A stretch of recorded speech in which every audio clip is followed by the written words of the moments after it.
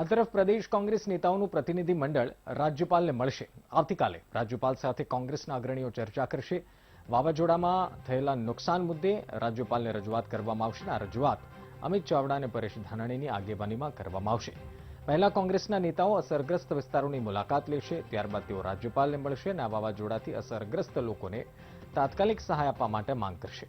પાક નુકસાન સાથે વૃક્ષની નુકસાની પણ ચૂકવવાની કોંગ્રેસ માંગ કરશે અને આ વાવાઝોડામાં ₹10,000 કરોડથી પણ વધુનું નુકસાન થયાનો કોંગ્રેસનો અંદાજ છે।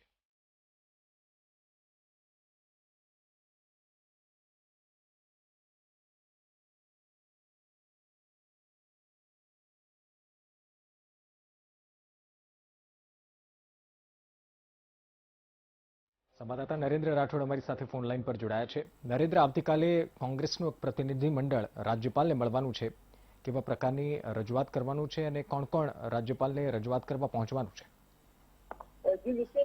જે પ્રકારે વાવાઝોડાની અંદર નુકસાન થયું છે સાઉથની અંદર અને ત્યારબાદ કોંગ્રેસના અલગ અલગ જે સિનિયર નેતાઓ છે એ સુધી આ વિસ્તારની અંદર મુલાકાત સંદર્ભે તેઓ ગયા હતા અને ત્યારબાદ આવતીકાલે આ તમામ જે નેતાઓ છે, ચાહે પ્રદેશ અધ્યક્ષ હોય, નેતા વિપક્ષ પરેશ ધાનાણી હોય કે પછી અન્ય તમામ નેતાઓનું પ્રતિનિધિ મંડળ આવતીકાલે રાજ્યપાલને મળવા જશે અને સરકારનું નુકસાન વાવાઝોડાની અંદર થયું છે અને કયા પ્રકારની સહાયની અપેક્ષા અથવા તો માંગ કોંગ્રેસ કરી રહી છે સંદર્ભની અંદર એક પરિપત્ર જે છે એ રાજ્યપાલને આપવામાં આવશે। એની અંદર કોંગ્રેસની મુખ્ય માંગો એ છે કે જે 1,000 કરોડની સહાય કેન્દ્ર સરકાર દ્વારા કરવામાં આવી છે, પેકેજની જાહેરાત એ ખૂબ જ ઓછું છે, કારણ કે આ તમામ વિસ્તારોની અંદર મોટા પ્રમાણની અંદર નુકસાન થયું છે અને એ નુકસાનનો આંક જે છે એ અંદાજિત 10,000 કરોડ સુધીનો હોઈ શકે છે અને એના જ કારણે ચાહે ખેડૂતો હોય કે પછી અન્ય તમામ અસરગ્રસ્તો છે એમને તાત્કાલિક સહાય ચૂકવવામાં આવે।